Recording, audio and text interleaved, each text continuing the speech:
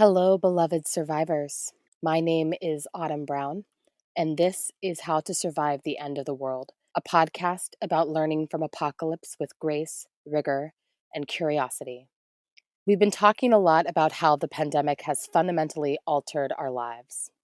For me, this calls to mind another life altering change that happened in our lifetimes, but happened more slowly than the pandemic: the advent of the internet. The apocalypse that I think about often has like a big shortage of electricity and almost no Wi-Fi or internet. So that would be like, oh wait, I can't play Roblox anymore. I can't play Sea of Thieves anymore. I can't do Adventure Academy for learning time anymore. The other voice you are hearing is my eldest child, Finn. We've been recording our conversations about apocalypse survival to include a lack of internet, and yet one of the things that's happening right now is that we are experiencing this global pandemic that's changing the way the world operates, and yet the internet is still a part of our daily lives, and in fact people are more reliant on the internet than ever before. And that makes me wonder about my idea that apocalypse means absence of internet. Maybe it doesn't. Even those of us whose lives have spanned the time between the internet being a newfangled phenomena to a ubiquitous part of everyday life now rely on the internet for our jobs, to educate ourselves, to buy essential goods. And now more than ever, we are reliant on the internet to satisfy our basic needs and desires, which begs the question, what are apocalypse survival skills for the internet? How do we use the internet as a tool for survival? How do we maintain safety for our communities, for our movements for social change, when so much of that work must now happen digitally? And what would happen if the internet was no longer accessible to us? For answers, I turned to my genius friend, Bex Hong Hurwitz. Bex is an enthusiastic breaker and maker of technology for social justice. They see holistic security as one of many superpowers that social justice movements have to care for one another, to be more sustainable, and to stand stronger against injustice. To Bex, digital security and safety issues are directly connected to the ways that we can better design, use, and regulate technologies for social justice. Bex is a part of queer and Korean adoptee movements in the US, and they find inspiration and wisdom in working alongside others with the deep understanding that our liberation is linked. Bex was a co-founder of the technology cooperative Research Action Design and currently runs the digital security organization Tiny Gigantic. I met Bex through our work with the Kairos Fellowship and have been delighted to experience my own digital security upgrade under their tutelage. I hope you find this conversation as refreshing and useful as I did. Bex, welcome to the show. Thank you. I'm so excited that you're here. There's a lot that we're going to be trying to cover in this conversation about digital security in end times, right? For the sake of our listeners, the context for this conversation is really about digital security and the way that the internet is changing inside of apocalyptic conditions. But before we went into some of those nitty gritty kind of questions, I wanted to kind of zoom out and ask you this question that I've been actually wanting to hear you answer since I met you for the first time, which is, what is the internet, Bex? I love this question. The internet is so many different things. And my absolute favorite thing about the internet is that it's a series of tubes. It's actually physical infrastructure, and much of which is miles and miles and miles of cables that run under oceans. They run along up and down different land masses. And those cables are what we use to send data really fast and really far to each other. It's my favorite. Like veins in the body. It's like veins in the body. Yeah. My favorite part about that is that just thinking about the scale of that and the fact of that fills me with a feeling of wonder. And it makes me feel like the internet is a place of fantastic possibility. So I get really excited when I think about that. And then, of course, the internet is also everything we do with this possibility. Um, so The it's, good, the bad, and the ugly. yeah, it's also like a great and amazing place for us to come together and be ourselves in whatever that means, like be in social, political, spiritual ways. Um, and it's a place for us to do that in transformative ways and also in incredibly regressive and violent ways and everything in between. Um, yeah, I was thinking there's like one more piece that I think is really important when we think about digital security, which is that the internet is also this very complex web of power and control. And that's some of the parts are the languages and protocols that we use to send and receive data across the tubes. Some of this is ownership and stewardship of parts and pieces of the infrastructure or the content. Um, a big piece of this is who has the access and ability to get to imagine and design and create any parts of the internet. And then, of course, social, political, and legal regulation. Right, right. And when you say like who gets to imagine and create parts of the internet, can you give an example of what you mean by a part? Like, are we saying like a website? Are we saying like a social media network? Are we saying like like a way that people browse the internet or access it? Like, what are the maybe you're talking about all of those things, but what's the scale that you're thinking of when you say imagine and create the way we use the internet? Yeah, I think all of the things you mentioned and more. I mean, I think, sometimes when we think about what the internet is or when people imagine it and get to speak about what they think it is, like people talk about the internet as being a profound, like a social change, like a tool of social change. So it's even like imagining what the potential of that social change could be. Um, Mm. Well, right, and actually, it's such a great um, a connection point to this question that I wanted to ask you about that promise of change versus the reality that we experience. Because I know that in my own um, not very like depthful study of the internet and the arc of the internet, I feel like I can really see that there's a difference between what was promised to society with the advent of the internet and what we actually have, right? That like when the internet came online, there was a sense that this was going to be like that there was going to be a real democratization of knowledge or a democratizing function that the internet played in society. And um and it seems like what's actually happened is quite different than that. And I'm wondering if you could just talk a little bit about that difference between what we expected or what we were told this was going to be versus what it actually is. Yeah. Yeah, I think that's a really interesting frame on the question too, because I think the question about what we were told, um, one of the things about like what we thought was possible with the internet is like who was asked to tell us what they imagined was possible, whose ideas got heard and whose ideas got amplified and repeated about what the Mm, internet could or should be, and who wasn't involved in that.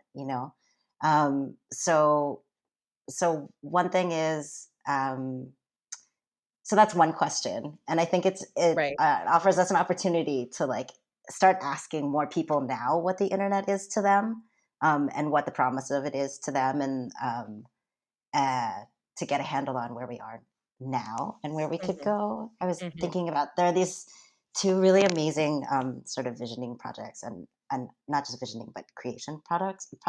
One is the Feminist Principles of the Internet that Association for Progressive Communication um, coordinated with a bunch of other activists, people Mm, who work in sexual rights, women's rights, violence against women, and internet rights work. They got together and asked this question: what would be the feminist principles of the internet? Just so, like, imagine the feminist internet, wow. and imagine what's possible in that frame. And they came up with all these principles. They're really beautiful. They're online at feministinternet.org. And Oh, great. We'll the put sort of, those in the show notes for sure. yeah, and the sort of headlines are they thought about access, movements, economy, expression, and embodiment. And like nowhere in the early like interviews, at least with U.S. Techies, where I think where we're hearing people talking about many of these things. Mm, And so it's a question of perspective in some ways. yeah. Um, and then I think there's actually, I don't know how incorrect everybody was. I think that there were little bits of truth in what people thought was possible, and even what was, people were speaking, even maybe from their personal experience. It's just that your personal experience is limited to you, and people with your own privilege generally. And I think so. There's some of the who got to talk, and then also like it's really quite hard to predict the complexity of how things would change over time. Hmm. Like the early internet really looked like a series of tubes without so many rules yet. We hadn't made so many decisions, and so many people hadn't decided that they could try to monopolize different pieces of the internet to make money. So it had a different kind of potential in that moment, I think, in terms of democratizing knowledge. We didn't know, for instance, that the backbone of the business of the internet would become advertising. We didn't know how valuable that would become for surveillance and government control. We didn't know how computers and computing would change. So it's all part And of the answer. can you give just again for people like myself, lay people who Yep. don't really even know how computers work, can you talk a little bit about like what are some of the ways that computers and computing has changed that would then influence how the internet changed over the last like what are we saying 30 years? Sure. Yeah. I mean, I guess like the early, so computers are faster. They can send and receive more information now than, well, you know this because your computer today can send and receive more information than the computer you had maybe 10 years ago, right? Or Right. even 3 years ago. Totally. And Right. so there's something about the speed that really changes what we're able to do and imagine communicating. Like I can stream Netflix all day if I have the right data connection and the right computer today. Whereas 30 years ago, I could send a text message essentially to somebody by posting it on a bulletin board somewhere. Right. um, Right. so there's some of that, just like that changed. And so then the way that we manage sharing all that information, and then, yeah, just it opens up. Mm, then yeah, I guess maybe if an early understanding of the internet was it was really very text based, and the most exciting thing that we were thinking about was hypertext, which is very exciting, like nonlinear text, what it would mean to tell stories in nonlinear ways or to connect information in nonlinear ways, to now where we're wondering what it would be like to have like a internet-based virtual reality experience. Hmm. Just that's and maybe that's just and linking that just to like the ability to send that much more data now. Right.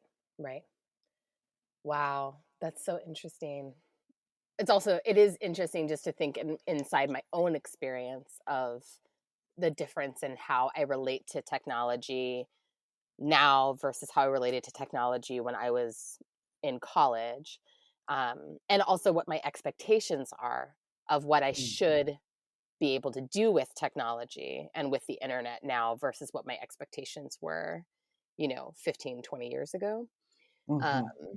and and I think that like there is a piece here around expectation to me that links to power and privilege as you were lifting it up earlier in your Mm-hmm. response to my first question. Um, and I mean, I think it, especially right now, as we're living through this pandemic moment where people are more and more reliant on the internet than ever. And then we're starting to see how differently people are able to access the internet based on stratifications in society, and based on where power and privilege live in society. Um, I think it's like another place where the pandemic is exposing stratification and oppression and dynamics of oppression that have always been there. But I'm wondering if you could talk a little bit about that, about how the internet and how we use it is stratified in Yeah. society, and then how people's expectations of what they can and should be able to do with the internet are different based on some of that stratification on race, class, ability, gender. Yeah.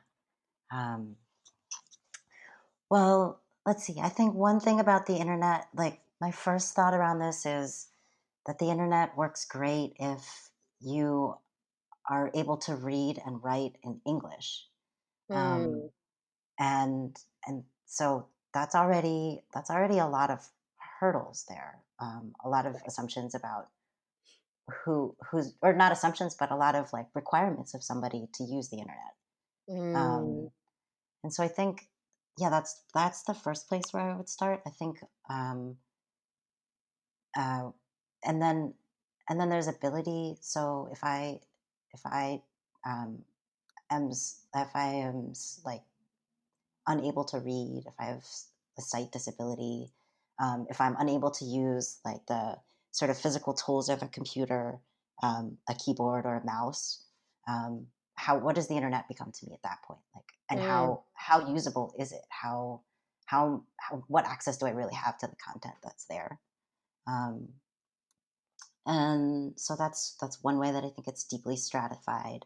There's mhm, another piece which is around the information that's there and whether it's just at a base level, is it relevant to you or not? mm, We don't. I don't think we talk about this one as much because, especially in the U.S., I think we have a pretty dominant model about who is using the internet and why it's so useful for them. Maybe it's like, yeah, maybe it's this person, a person who works in an office who's able to take their work home with them during the time of the pandemic. And then we assume that the content on the online is great because that's the user that we're assuming as like the primary user of mhm, the internet.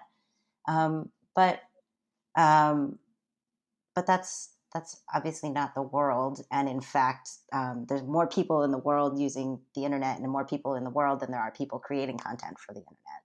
Um, and so there's a piece which is like, is the information even relevant? And that's a stratification as well. Like, mm, why? There's access and cost. So access comes like, we can ask questions about how we access the internet along a bunch of different axes. We can think about what's the cost to me for to get a data connection to the internet. What can I what's the cost of a device like a computer or a right. phone? Which one can I use? And then what part of the internet do I get access to based on that? Um, there have been studies done where people who mostly access the internet via their smartphones are asked if they use the internet or if they use Facebook, and actually it turns out that a lot of times people use Facebook, but they don't understand that they're also on the internet when they're doing that. Oh, Um, interesting. yeah, yeah. So there's this question of like, what do people think they're accessing, and how is that really limited? And that's like mostly that Facebook example is about. I think it's about information relevancy, and it's also about the monopolization of the internet by Facebook. Yes. So much so that people using Facebook can sort of be in like a closed universe or perceive themselves to be in a closed universe. Yeah, yeah. Mhm. There's one more piece too that which is around the models that are built into computers and smartphones at this point too. Like, um, I don't know if there are people in your life, but there are people in my life who haven't always like they've come to computers fairly late in their lives, and like I get asked a lot of questions about where did I put this file, or what was that? What did I just open? And I it's feel like clear you that get the asked more questions like that than I probably do. At the same that might be time, true. I consider very analog compared to like people in my life. That might be true, but I feel like this is another piece of it's kind of a literacy piece. It's like a computer literacy piece where the models that we use when we're making computers, like they have their own logic. It's not totally obvious how to use a computer. If you sit somebody in front Yeah, of one, they still need support to learn how to use it. So that's totally. another piece. Yeah. Oh, that's really, really, really interesting. Um, yeah, I mean, I'm like still processing what you just shared about people being asked whether they're using the internet or Facebook, and folks not, because of that literacy piece, not necessarily realizing that being on Facebook means that they are on the internet. Mhm. Which feels like it feeds back into this broader question about like what is the internet and how do people even understand um like the process by which they're receiving information. and Yeah. and and is it like, and to me there then becomes this question around safety, because, and it's part of why I wanted to talk to you, because of the fact that your work is in digital security and you're thinking about safety and access as a part of what you do. And it just raises a question for me about like, can people be using something safely if they don't know what it is? Right? Like, Such a is good it question. possible to use the internet safely if you don't understand what the internet is? Is it possible to use a website, even a website like Facebook, safely if you don't understand what it means when you're putting information into that site or getting information out of it? Yeah, this is such a good question. I think the answer is we have to understand who we're getting. Like, we have to start to think about using the internet and as getting into a relationship with different people who have different values and maybe goals for being there and hosting space on the internet. Hmm. So, really asking about like what are the expectations between myself and this entity, and is it going to be met? So, for instance, with Facebook, it's like I'm getting into a relationship with this company that time and time again has shown that what they want me to do is use their tool a lot so that they can then monetize my use and sell advertisement to me. And that they'll actually do that to my great detriment. They'll do it, they'll use that data to box people out of housing markets. If it's been shown that there's like been a correlate, or that Facebook has sold advertisement placement for people in real estate and allowed them to not advertise to people who are Black. Um, Wow. yeah, it's like, I this is a shouldn't be company. surprised. No, well, but we are, because it's like, okay, we assume that we're getting into a relationship with this person that's going to try to sell us pants or like shoes or Right, it's like, or the okay, I next know you're movie gonna on sell me Netflix. pants, but I'm doing it anyway. Yeah, not that I'm going to get digitally redlined. Like Right, that's right, right. so I think I mean, I think that's what we've been doing a lot in the last 5 years, is like reckoning with this, who we're getting into relationships with, and who these companies have allowed to become. Because I think back to this idea of like, what were we promised with the internet? Early companies on the internet, at least from the US, spewed a lot of nonsense about freedom and Mhm. uh, and then we're actually building these kind of like advertising machines. Right, right. Of course, and of course, the freedom that they're talking about is the freedom of money, not the freedom of people, right? Yeah, the freedom to Like, capitalize your use of my software. yeah, exactly. And I Yeah. think it's like, it's like the political training that we all have inside of movement spaces is, um in a way is about being able to recognize those narratives for what they are, right? That Mhm. like when our government or corporations are using the word freedom, they're never meaning liberation. Right. And and yet and yet so many of us inside of social movements or inside of radical movements are still, we're hooked into these devices in the same way that like the rest of the world is. Which brings me to a kind of different line of thought that I wanted to go down with you. Um, which is about like, what are the other ways that we are using the internet and that we can use the internet. So, you and I met through our work with the Kairos Fellows, Mhm. and which isn't, for our listeners, the Kairos program is a program that supports people of color who are organizers to learn digital strategy for organizing. And, you know, I am like someone who has only really ever been on the receiving end of digital organizing. You know, I've never, my organizing work was never really in digital.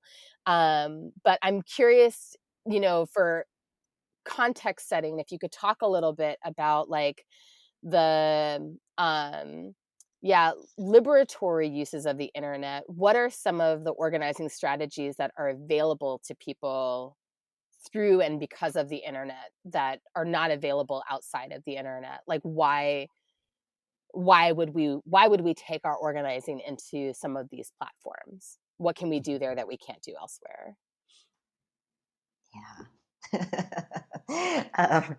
It's not.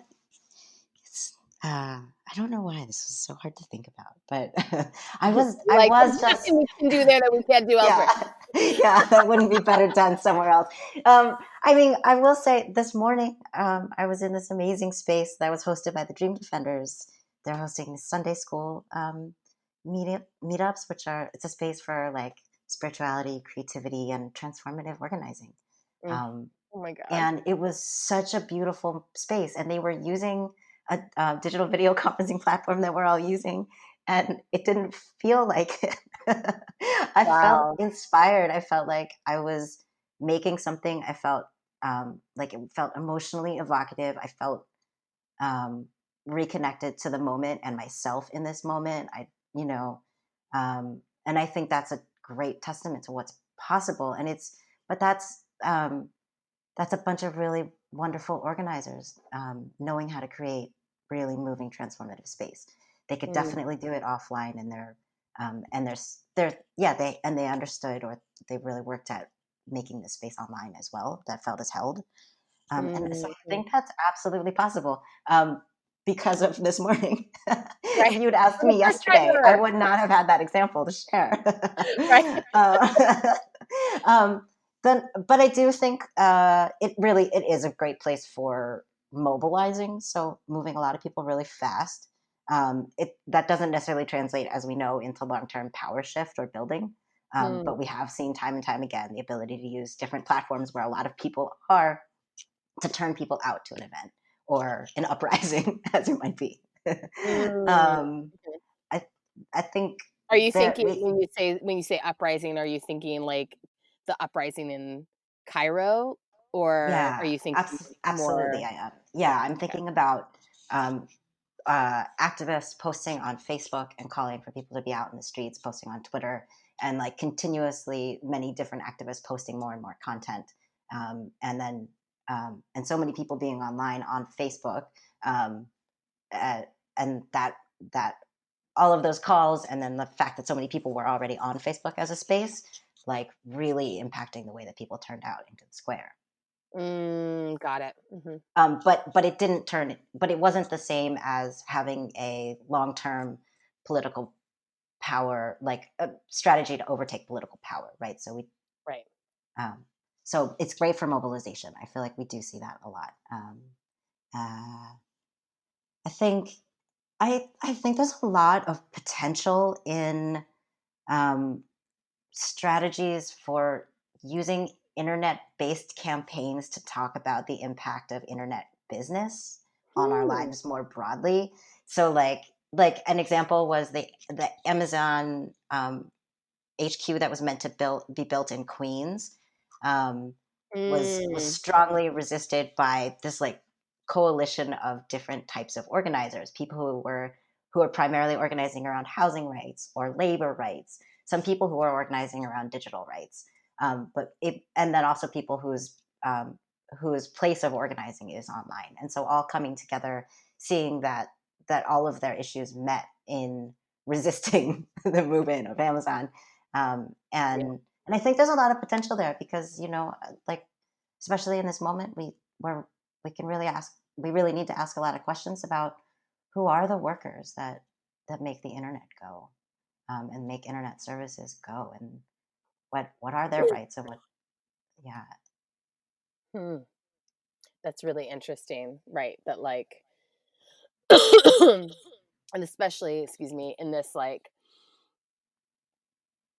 time when we think like who are the people who make the internet possible, we have this like HBO informed picture in our heads of like who, like Right. of people in these like, sort of like the cultural narrative of like the um white guy with glasses who is like working in a fairly pristine office space and like generating new ideas, usually in partnership with other like white guys. Yeah. And um, versus like, some of the actions that have happened, like the May Day action that happened just 2 days ago, that was about, you know, Yeah. one of the internet giants, right? Like bringing this like internet giant Amazon to its heels, or trying to, by forcing people to recognize, hey, like the essential workers that make this part of the internet go are people who are service workers who are working inside these factories under unsafe conditions, or these Exactly. distribution centers rather, in unsafe conditions. And I think like that part of like the place where the internet is like meets our physical lives, the part of like the internet right now, so many of us like functionally are accessing the internet for economic reasons, right? For like management of home, and the place where that is actually like there's physical labor and physical risk associated with anything that we've purchased on the internet reaching us. And so it feels like there's a way that this pandemic moment is like drawing us into a different kind of conversation about what it means to access services via the internet, and who is at risk and who is safe, and who then has decision making power around all of that. Mhm. So I really appreciate you like uplifting this piece around like, yeah, the internet has been useful for mobilizing people, but it has been very challenging to use the internet as a space of building power in the long term. Yeah. That feels, yeah, so I important. think one thing, like, I think when we think about change and the internet, there is a lot of rhetoric around scale and speed and around the internet. Just again, like back to the first stories and the things that we're told, the mythologies of the internet, like that it's fast and huge. But I do think that one of the opportunities that's available on the internet for us as organizers is to be small and slow. That Mm. it is possible to create small private spaces using the internet, using internet tools, internet communication to maintain and build stronger our like very small and trustful relationships as well. Wow. Can you just give some examples of what that looks Yeah, like? I mean, like, yeah, I think that's such a really, truly, like, my mind, I'm like, I don't even understand what you mean by slow. But I think it's like it's such a hard, um, uh, again, like shift in narrative, shift in expectation, Mhm. shift in like just how we've all been trained to relate to the internet, to imagine Yeah, a different scale of use that also involves the speed not being what we're accustomed to it being. mhm. So I think a couple of like concrete examples might be helpful. Yeah, yeah, absolutely. So when I'm in workshops, I often, especially when I'm doing like digital security workshops where we're going to talk about being uncomfortable or unsafe on the internet, I usually start by asking people about their peak experiences on the internet, and I hear a lot from people about small groups that they've been in, and so sometimes it's like you might come to a small group of people who are interested in a specific set of like books in a specific tiny genre, and you found them in the comment section on a book reseller website or something, and then you suddenly had this group of people that you talked to about books, Mm, or you're in like the Kairos Fellowship, for example, like they have their own small spaces where they talk to each other, and it's a great source of both peer education and like developing the field, and building those relationships. And it's not that we make these spaces because they're part of a deliverables package. Like we don't. It's not like the campaigns that we might be developing for online and the way we think about online organizing that way. But mhm. it is but it is a piece, right? It's like just the relationship building piece.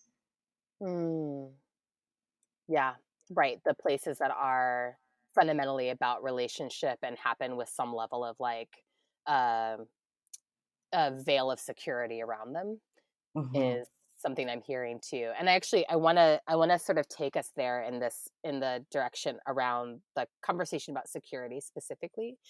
Um but well, before we go there, I wonder if um still on this tip around like access and who is having greater access or who is able to access the internet and who is not able to access the internet.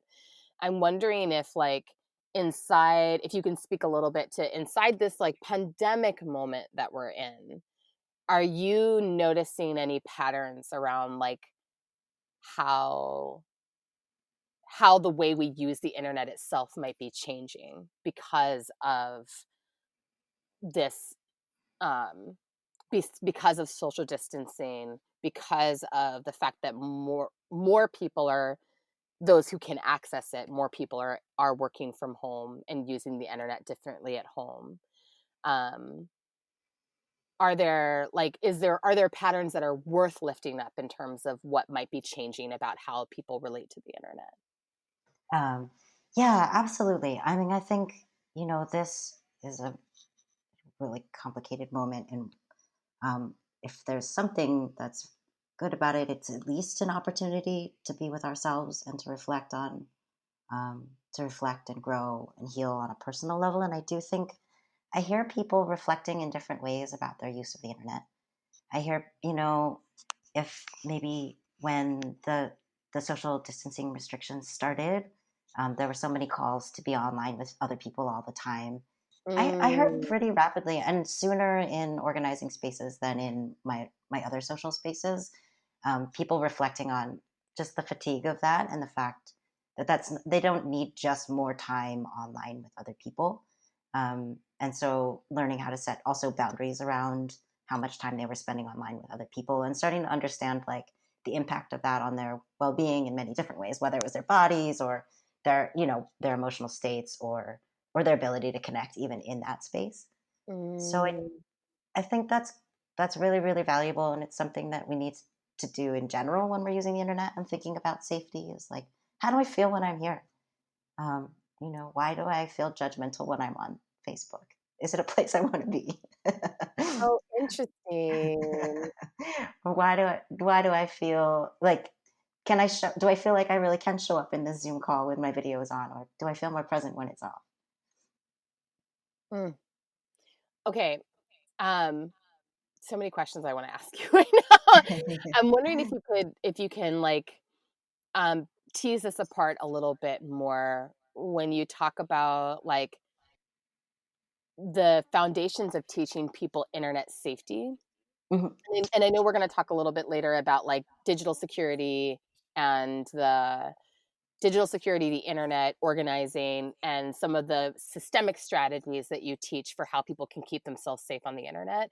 mhm. But can you tease this part apart a little bit more about just being embodied Yeah, and experiencing the internet, especially in this moment when people are having to palpably experience like the fatigue, the access issues, the physical illness related issues that come with being with the internet too much. I wonder if you yeah. can give some examples of like what are the long-term impacts of like engaging with the internet too long, whether those are physical, emotional, mental health. Like, yeah. Yeah. Well, let's see. I think it's probably different for everybody, and my my thought about it is that we could all just be more aware. I mean, I think starting with our bodies and how they actually feel is a good place, and it's not a small thing to start there. It's actually enough to think about, oh, when I sit at my computer, am I actually sitting in it in an orientation that's okay for my posture? Or like over the course of the day, is my body going to actually start to physically hurt? Mm, Have I thought about taking care of the other parts of my body and not just like the part of me that's paying attention to my computer? Do I have water near me? Do I stand up and take breaks? Like, am I taking care of the vessel that I'm in, this body. I think there's like a much more complicated set of things to observe when we think about our like emotional selves in the internet. But I do think at least asking ourselves like, do do I feel okay in this space? And if not, is it something like is what is the nature of a discomfort if there is one? You know, and I ask this of people about social media often um, because of the way that there are so many like contentious and sort of polarized discussions that happen there. It's like clearly not a space, and by design and by through use and whatever, where we don't feel like we're able to see one another. We aren't there to see one another, and We're so like there to be seen. we're there to be seen, or you know, like maybe it's related. It would depend on like a different person, but maybe it's because I'm sitting alone behind my screen and I literally have no feedback from you. Like I'm not engaging with you in a physical language sort of way at all. Like I can't see your eyes when I'm chatting at you on Twitter or when I'm tweeting at you on Twitter. Right. I can't feel my body in relationship to your body. I don't know if there's friendly energy between us, if this is actually a joke, if there's space, if we're trying to hear each other. I don't I don't know. All I have is my interpretation of the words that I read. And if you've ever like and it's easy to read anything in whatever feeling you're in. I don't know if you've ever had this experience, but have you ever received an email and you get it and you're like, oh my gosh, I can't believe that person wrote me that thing that way. And then you take, I don't know, between 2 and 24 hours and you read it again and you realize you could read it in an entirely different way. Yes.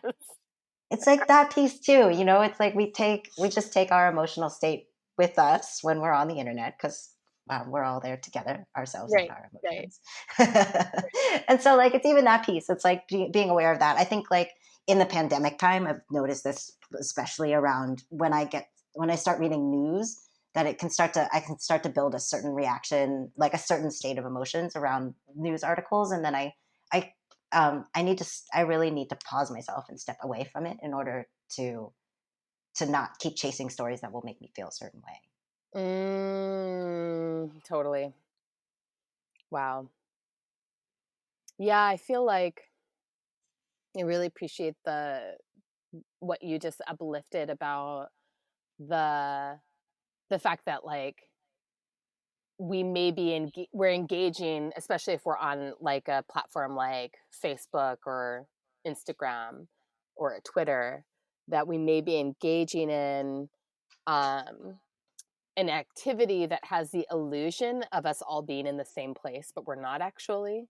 And we're lacking all of the mechanisms of Yeah. like of physical reverberation and like empathic responses that happen when we're in person with people, so that we can actually read and adjust how we're interacting based on the way people are actually experiencing us. All of that is lacking. And I know for myself for sure that like I've had experiences, just like I think everyone has had, inside these platforms of um either being having to like delete comments on things that are like completely inappropriate to a space that I'm trying to create for a conversation. Like when have you ever seen a de-escalated fight on, I don't know, Twitter or Right. Facebook? And like every now and then I do think there is an opportunity for like the one thing that I will say, which is kind of a gray area that's related to this, is that I do think every now and then political discourse does evolve. Like people push each other in a way where it grows and people build meaning behind different phrases or even like across global campaigns, like Black Lives Matter or like, Perfect example, right? Yeah, is like, okay, that actually, I mean, I'm sure there were tons and tons of fights that just came head to head and didn't go anywhere as well. But there was also a tremendous amount of meaning making. Mm-hmm. We will be back with more of my conversation with Bex in a moment. But first, an offering to our listeners. So many of us have lost beloveds to COVID-19, and so many of us will. We wanted to create space to honor those losses on the podcast. In the final episode of the series, we will read aloud the names of those who have been lost. If you wish to send the name of a loved one, please email it to us at howtosurvivepod@gmail.com. And please do include guidance on how to correctly pronounce your loved one's name. Grieving together is part of how we survive and how we remember life, and in so doing, remember how to live life fully. We hope you will let us hold a part of your grief. Okay, back to my conversation with Bex. So we've been talking about some of the security issues that are faced by movement organizers online.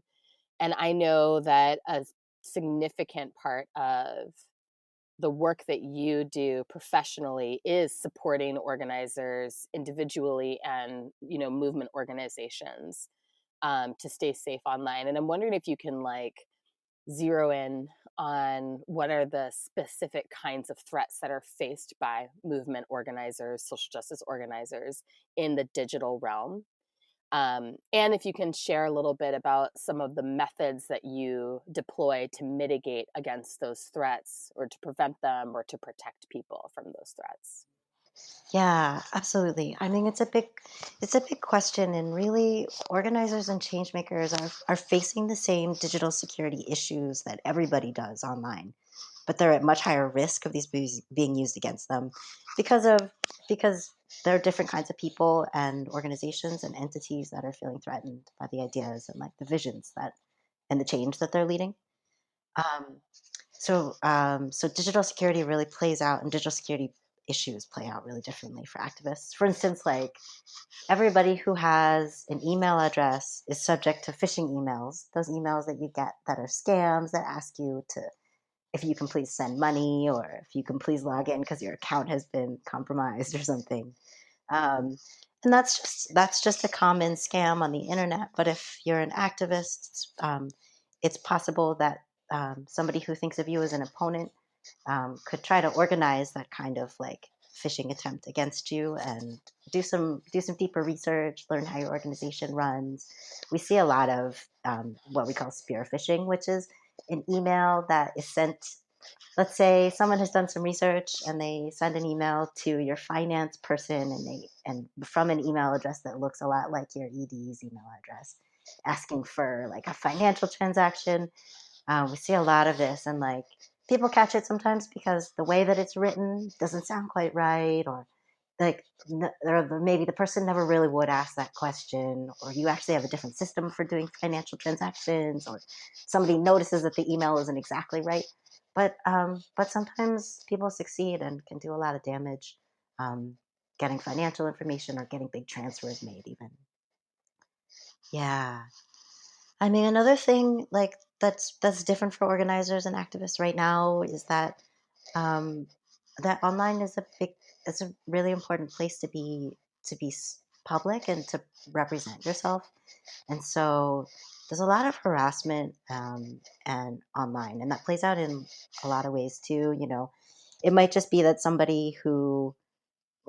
it might be someone who used to even work with an organization who um, who becomes somehow, yeah, just somehow becomes an opponent of that organization for whatever reason, and then launches a public attack online on social media, or it might be some other group or entity that organizes doxing, which we see a lot against activists, where a group of people tries to look for private information about you. So information names of family members and your addresses, phone numbers, stuff like this, and then makes them public online, and tries to organize an attack against you using that information.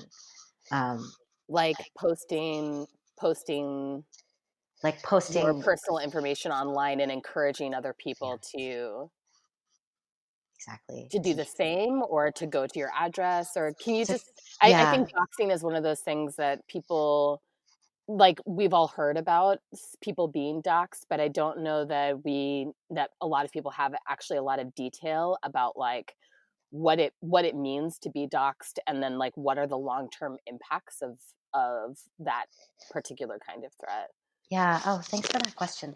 So there's a lot of information that's available about us online pretty freely. There are sites that are called people finder sites that aggregate a lot of personal information about us that mostly is just out there from maybe from various advertising through time. Um, Mm. it's like old addresses that maybe catalogs had a hold of, or when you placed an order on Amazon in the last 5 places you lived in. um, and Right. a lot of that information is fairly public. It's pretty easy for people to get at. Um, so oftentimes, in a doxing incident, at least that information gets looked for and turned up and shared publicly. And then then there's often a call to use that information against you. So whether it's just like threats that are posted online, like I'm going to come to this address, or I'm you know threats that are made against people that you're related to, or Mm. you're in relationship with. Um, and so short term, it's just deeply, deeply harmful. It's extremely violent. It's like, it feels very threatening. And whether or not someone actually shows up, which sometimes people do, there's this terrible practice called swatting, which is where um, people use your address and they call in an incident and basically get a SWAT team to show up to your house. Oh my god. Um, so it's terribly violent and outrageously stressful, and it can really, in the short term, just totally stop you in your tracks. Um, it's extremely fear producing. So that's sort of a short term. I mean, that's a long term thing too. That lasts. That Mm. feeling, that fear, and then there's also this other sort of ways it can fan out into your financial life. People can try to open lines of credit in your name with your personal information. Um, it can fan out across, like I was saying, like across your family members and your loved ones. They can start to get harassed also. Um, and so, and it's all targeted at basically stopping you from doing what you're doing, living your life, doing your Right. work, leading the Right. change that you're leading. And yeah, long term, sometimes these things trickle out. It takes a lot of work, though. And it takes the person who's getting harassed to having a good set of humans around them who can really support them and help them both take care of themselves online and offline. It takes a lot of work organizing with, like, advocating for yourself on the platforms where you need to be, to try to to have those platforms help you as much as possible from getting harassed quite so much. Hmm. And if you're open to it, sometimes it can go. You can take it to police. Sometimes, so it can sometimes turn into like a legal case even. Um, Hmm. yeah, Yeah. And I would imagine too that there's really that people would get extremely variable results in terms of trying to address their concerns directly to the platforms where they're being harassed. yeah, yeah. I think the tools for us to to even speak with the platforms are they're quite dull tools. Like, we can report handles sometimes, if of harassing accounts. We can report email addresses, things like this. We can try to block things like one by one. um, uh, and and that's still, the work is on us to do that. Mhm. There there and then discussions about whether or not a platform can automatically look for harassing language, automatically look for violent language, and sort of try to have that not be part of their platforms, like through AI, through training their system to recognize, I don't know, hateful language, is a really Mhm. hard problem to solve as well. Not only because hateful language isn't super codifiable, but also because, like, sometimes harassment is as simple as somebody retweeting your last tweet, but because it's coming from a like threatening account, or because they add one sentence when they retweet it or something, it's actually framed as a threat, right? but Right, you right. It's couldn't all train it's a actually about machine. intention more Yeah, so than it's about activity. yeah, it's about context and yeah.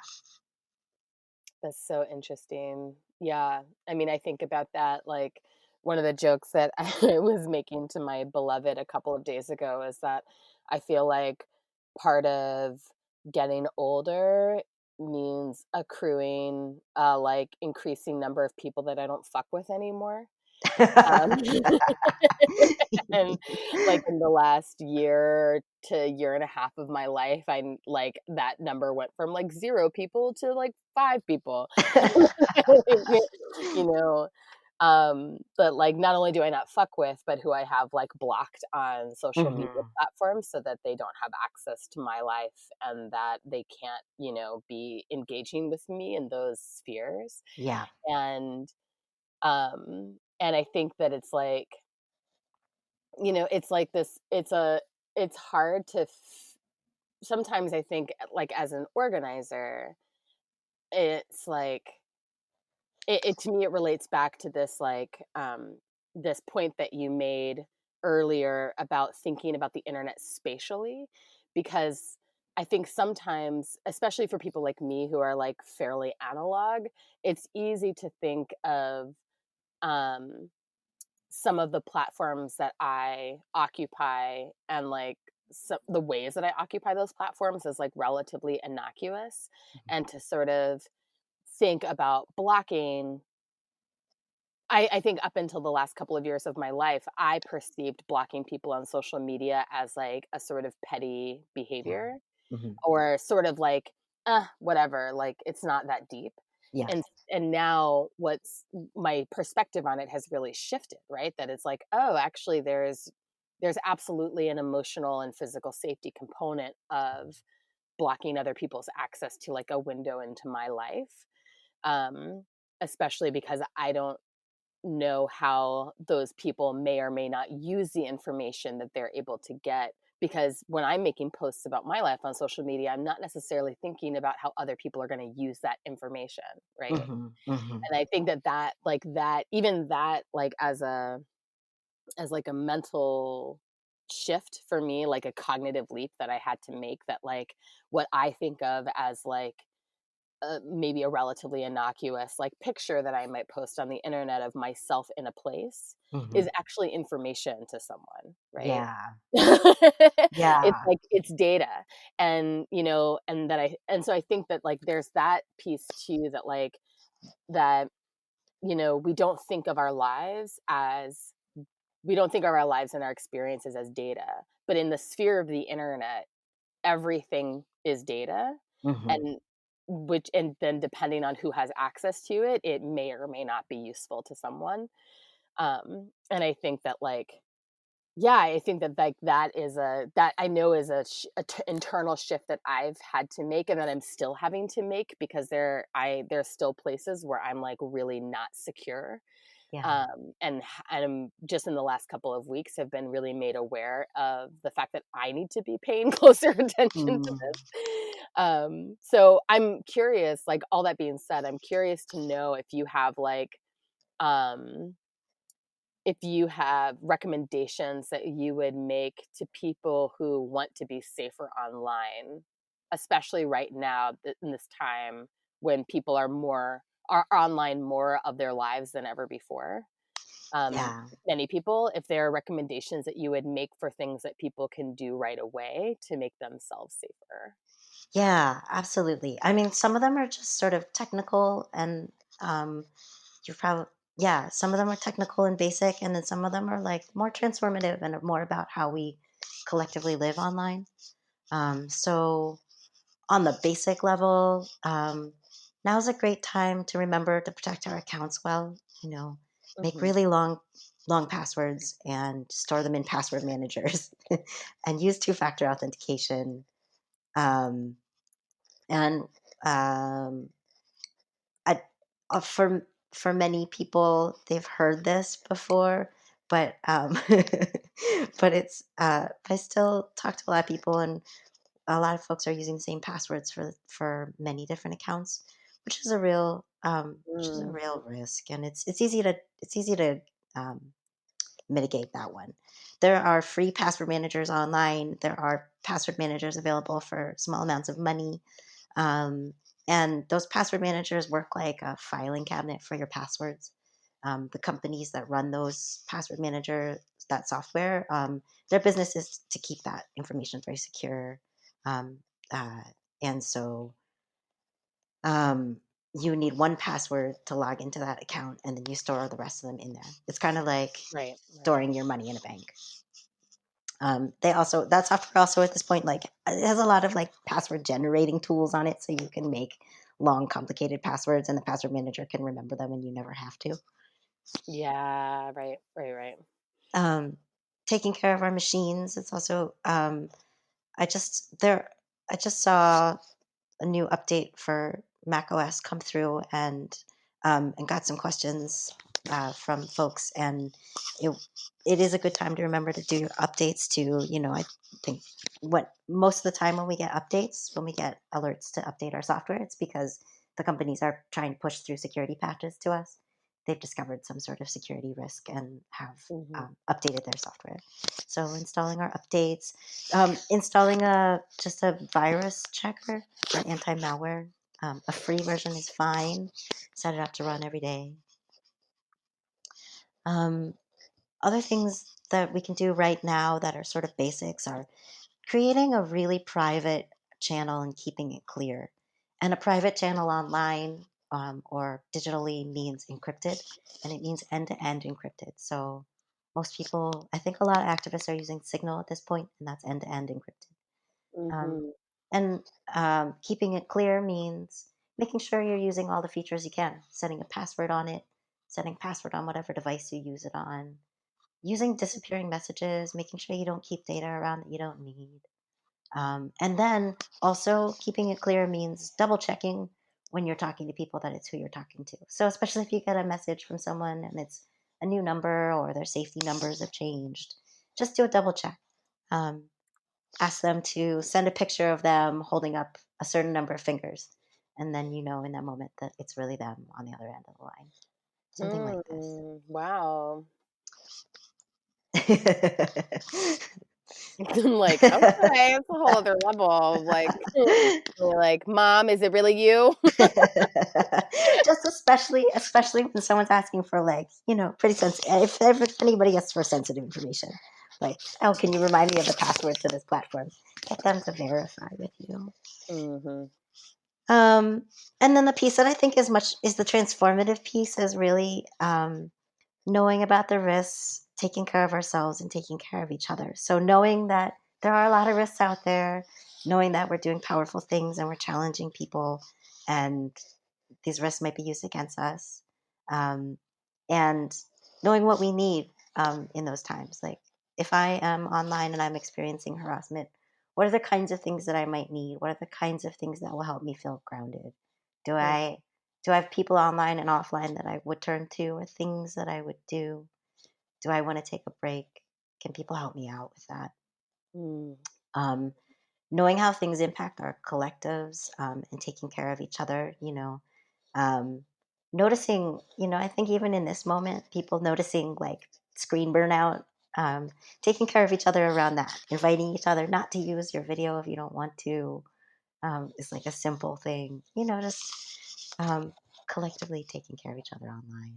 Mm. Um, and then the third piece of this is really around making a plan. So one is knowing ourselves, the other one is figuring out ways to take care of each other, and then the third is making a plan together for when if things go down.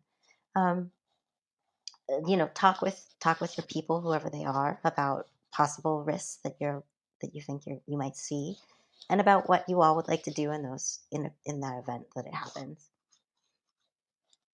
That's so helpful. That's really, really so helpful, right? That like, especially because these threats, they thrive inside of a space that can feel very isolating or isolated. Hmm. Hmm. And yeah, so and oftentimes I feel like especially the people who are some of these particular types of scams or phishing, these threats that come with like some shred of personal information, Hmm.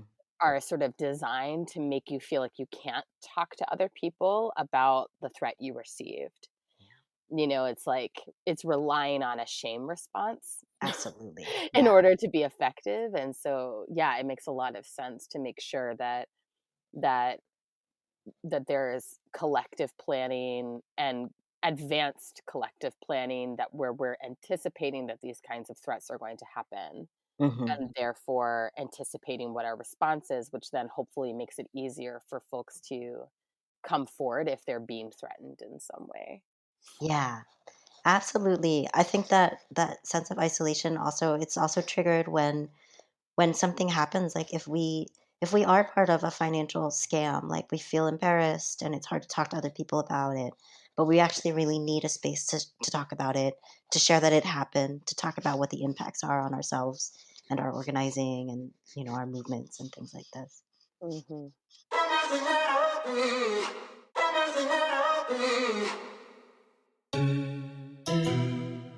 Bex, this has been like so fascinating, and I feel like, yeah, like I definitely feel like I'm having the experience that I'm thinking new thoughts that I have not thought before, and so that's a little overwhelming, but also really good.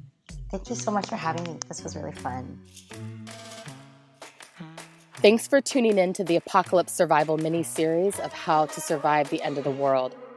We're over halfway through this series, and we're thrilled that y'all are listening and loving it. Upcoming episodes will look at reimagining healthcare access as our current economy of disaster capitalism continues to collapse. And we'll have an episode looking at the complex question of arming versus disarming, or how we protect ourselves in violent and chaotic conditions. How to Survive the End of the World is on Twitter and Instagram at End of the World PC. We're also on Facebook at End of the World Show. You can make a sustaining donation to our show by visiting our page at patreon.com/End of the World Show. We just want to take another moment to express our gratitude to all of you who have continued donating during the pandemic. And a special thanks to all of you who have become new patrons. We see you. We love you. Another really helpful thing you can do to help us sustain our show is to write us a review on Apple Podcasts if you're an iPhone person. How to Survive the End of the World is produced and edited by the incomparable Zach Rosen. Music for today's show comes from Tunde Alaniran and Mother Cyborg.